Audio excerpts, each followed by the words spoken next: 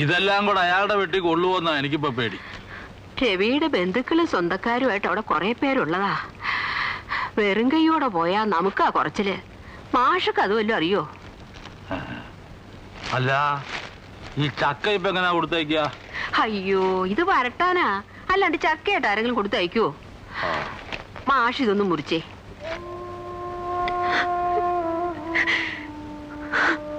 പോകാൻ എനിക്കും വിഷമമുണ്ട്. പക്ഷെ പോയല്ലേ പറ്റൂ. ഏറ്റവും സമാധാനം തന്നെ ഇവിടെ ആക്കിയിട്ട് പോകുന്നതിലാണ്. മാസ്റ്ററേയും ടീച്ചറുടെ അടുത്ത് താൻ ക്ഷമിക്ക്. കൂടിയാൽ 1 വർഷം ലീവ് കിട്ടുമ്പോ ഞാൻ പറന്നു വരില്ലേ?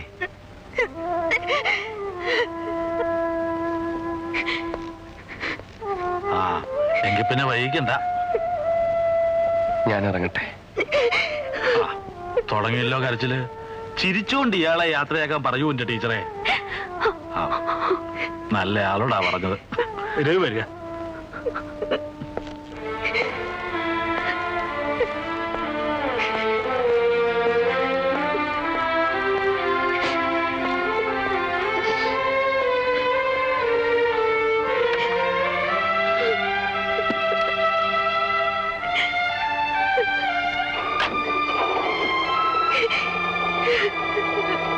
വരട്ടെ മാഷ. കരയരുത് കരയരുതെന്ന് ഉപദേശിക്കാൻ എളുപ്പാ.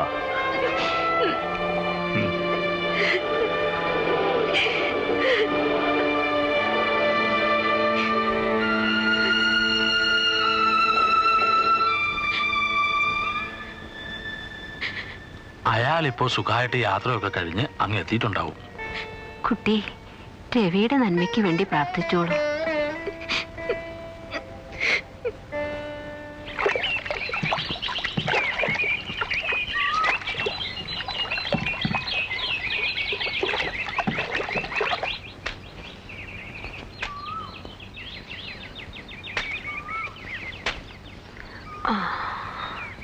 ഇനി ഇത്തിരി വെള്ളം ഒഴിക്കണം. മുളച്ച ശേഷം ഇത്തിരി ചാരം ഇടണം. അത്രേ ഉള്ളൂ. മാഷേ, മണി ഓർഡർ ഒന്നും ഇല്ലടോ. ആരയക്കാനാ മാഷേ? അതും ശരിയാ. Mrs Maya Raveendran, care of Ravunni Nair. രവിയുടെ അമേരിക്കന്ന് കുറെ എഴുതി കൂട്ടിയിട്ടുണ്ടല്ലോ പുതുമോടി. എനിക്കാ? നോക്കട്ടെ. എന്താ എടുക്കാം? ഇത്രയും കാലം ക്ഷമിക്കാന്ന് വെച്ചാൽ കുറച്ചുകൂടെ കാക്കാം.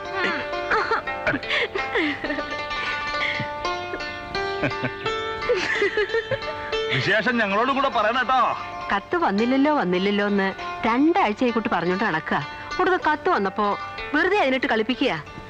ഇത്തരം കത്തിന്റെ വിലയൊന്നും നമുക്ക് അറിഞ്ഞൂടല്ലോ ടീച്ചറെ. ഇരിക്കുന്നു.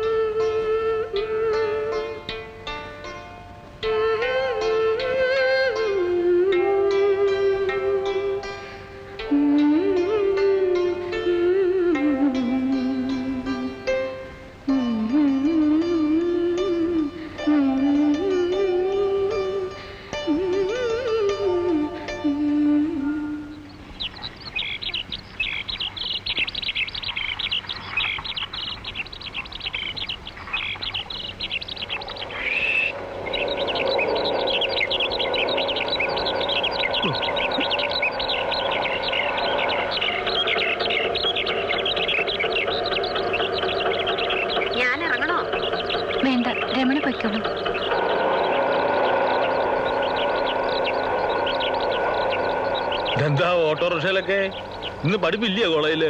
ഉണ്ട്. നല്ല സുഖം തോന്നിയില്ല. ഒരു തലച്ചുറ്റല് പോലെ. എപ്പോ? മുഖം വല്ലാണ്ട് വളറിയിട്ടുണ്ടല്ലോ. പനിക്കുന്നുണ്ടോ? ടീച്ചറെ ഒന്നിങ്ങോട്ട് വരിക. പനിയൊന്നുമില്ല. അത് കുട്ടിയാ തീരുമാനിക്കാൻ. പനി ഉണ്ടാവും, അല്ലാണ്ട് മുഖത്ത് ഇത്രയും വാട്ടം വരില്ല. തലവേദന ഉണ്ടോ? ഇല്ല. കണ്ടില്ലേ? എന്തേ? മായമ്മക്ക് സുഖമില്ലാന്ന്. എന്താണെന്ന് ചോദിച്ചിട്ട് ആ കുട്ടി ഒന്നും പറയണില്ല. എന്തു പറ്റി? രാവിലെ കോളേജിലേക്ക് പോയ കുട്ടി സുഖമില്ലാണ്ട് ആ തിരിച്ചു വന്നിരിക്കണു. കണ്ടില്ല എന്റെ മുഖം?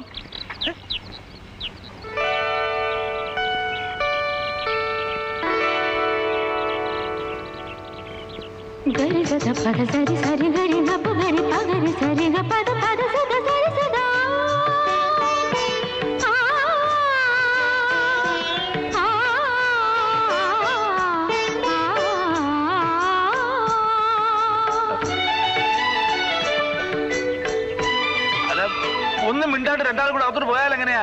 മാഷൊന്ന് ബഹളം കൂട്ടാണ്ടിരിക്കും, ഇപ്പൊ വരാം. അല്ല അതല്ല ഞാൻ അവിടെ നിന്നാ മതി. ഒരു അസുഖം വന്നാൽ അതിനെന്താ പ്രതിവിധി എന്ന് ആലോചിക്കാണ്ട് രണ്ടാളും കൂടെ അകത്ത് കയറി നടയടച്ചിരിക്കുക. വിവരം എന്ന് പറയുന്നത് അശേഷം തൊട്ട് വെച്ചിട്ടില്ല. അതെങ്ങനെയാ? പെണ്ണല്ലേ വർഗം.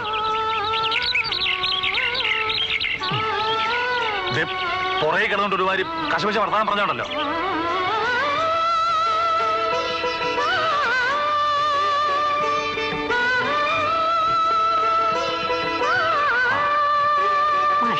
എന്തേ? ഒന്നുമില്ലെന്നേ. ഒന്നുമില്ല. ഒന്നുമില്ലെന്നാണോ തലകറങ്ങി വീണത്? മനുഷ്യനിട്ട് വേവലാതിപ്പെടുത്താണ്ട് കാര്യം എന്താ വെച്ചാ പറയൂ. ഇതേ മാഷ് ഇടപെടേണ്ട കാര്യമല്ല. എന്നുവെച്ചാ?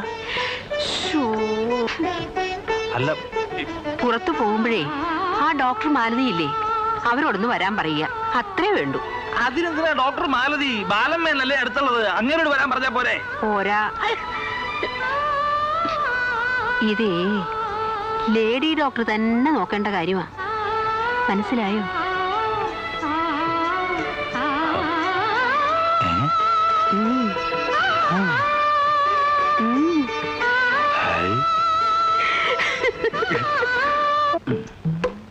സാറിന് എന്താ വേണ്ടത്?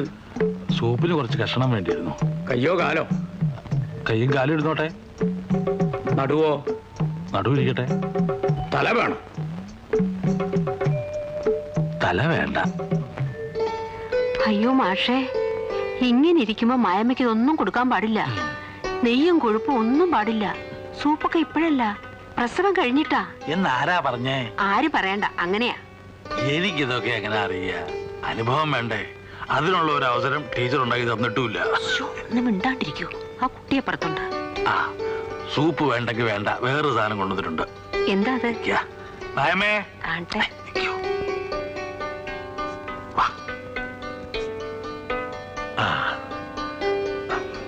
ആ കൈ ഇങ്ങോട്ട് നീട്ടു. എന്താ? ആ കൈ ഇങ്ങോട്ട് നീട്ടുകൂട്ടി. നല്ല ഒന്നന്തരം പുളിയം മാങ്ങ കഴിച്ചോളൂ. അയ്യോ എനിക്ക് വേണ്ട, എനിക്ക് മാങ്ങ തിന്നാനല്ല കൊതി. പിന്നെ എന്ത് തിന്നാനാ കുട്ടിക്ക് ആശ? എനിക്ക് മസാല ദോശ തിന്നാനാ ആശ.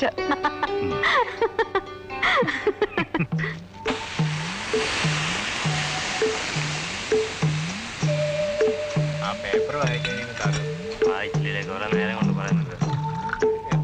വായിക്കാതിരിക്കുന്നേ. മാഷെന്താ ഈ ചായപ്പീടിയല്ലേ? അതിശയാണല്ലോ. ഞാൻ വെറുതെ. മാഷക്ക് മസാല ദോശ എത്രയാണെന്നാ പറഞ്ഞേ? 2 3? മാഷേ 3. മസാല ദോശയോ? അസലായി. താൻ ഉരുളക്കിഴങ്ങ് കഴിക്കാം. എനിക്കല്ലടോ, പിന്നെ കുട്ടിക്കാ. ഇപ്പോഴെന്താ അങ്ങനെ ഒരു പലഹാരക്കൊതി?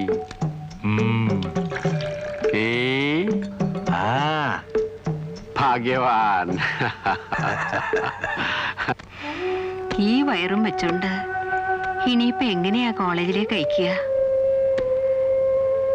ഇവിടെ തന്നെ ദിവസവും കുറെ അങ്ങ് നടക്കട്ടെ, അല്ലേ നാണിയമ്മേ? പിന്നല്ലാണ്ട് ഗർഭിണികള് ശരീരം അനങ്ങി പണിയെടുക്കണം. സന്ധിബന്ധങ്ങളൊക്കെ ഒന്ന് അയഞ്ഞു കിട്ടിയാലേ അത്രയും എളുപ്പം വേദന കൂടാണ്ട് പ്രസവം നടക്കൂ. എന്റെ ഇളയ മകനില്ലേ പുഷ്പാങ്കതൻ, നെല്ല് കുത്തിക്കൊണ്ട് നിൽക്കുമ്പോഴാ എനിക്ക് നോവ് തുടങ്ങിയത്. ഒന്നപ്പുറത്തോട്ട് മാറി 10 നിമിഷം പ്രസവവും കഴിഞ്ഞു. നെല്ല് കുത്തുമ്പോ പ്രസവിച്ചോണ്ടാവും നാണിയമ്മയുടെ മുമ്പ് പുഷ്പാങ്കത ഈനായത്. വേണ്ട വേണ്ട, അങ്ങനെ ഭാരിച്ച അധ്വാനമൊന്നും ആ കുട്ടിയെ കൊണ്ട് എടുപ്പിക്കണ്ട. എന്ന് വെച്ച് അങ്ങനെ വെറുതെ ഇരുത്തുക വേണ്ട. അനുഭവസ്ഥര് പറഞ്ഞതല്ലേ, വേണമെങ്കിൽ കുറച്ചു നേരം നടന്നോട്ടെ.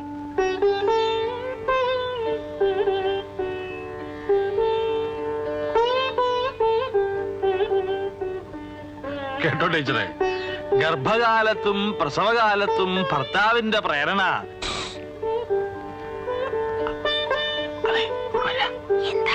കാര്യം പറയട്ടെ.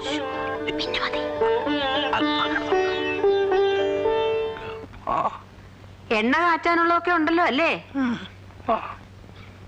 ദാ ഇനിയത്തെ തവണ വരുമ്പോ കുറച്ച് നല്ല ഇഞ്ചയും വാവപ്പൊടിയും കൊണ്ടുവന്നോളൂ. പിന്നെ കുറച്ച് കാട്ടുമഞ്ഞളും തേനും. വയറ്റിലായിരിക്കുമ്പോഴും പ്രസവിച്ചു കഴിയുമ്പോഴും ചില പച്ചമരുന്നൊക്കെ കൊടുക്കാറില്ലേ? അതെന്തൊക്കെയാന്ന് വെച്ചാ കൊണ്ടുവന്നോളൂ. ആ പോയിക്കോളൂ.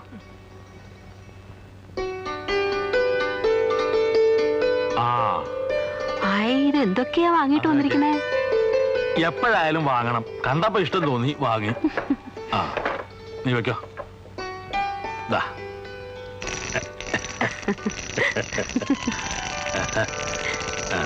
ദാ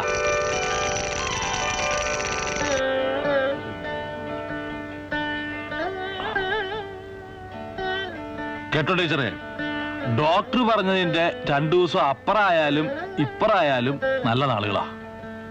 13 14-ാം തീയതി ആണെന്ന് വെച്ചാ ബഹുവിശേഷ. ഏതാ? അഷ്ടമിരോഹിണി.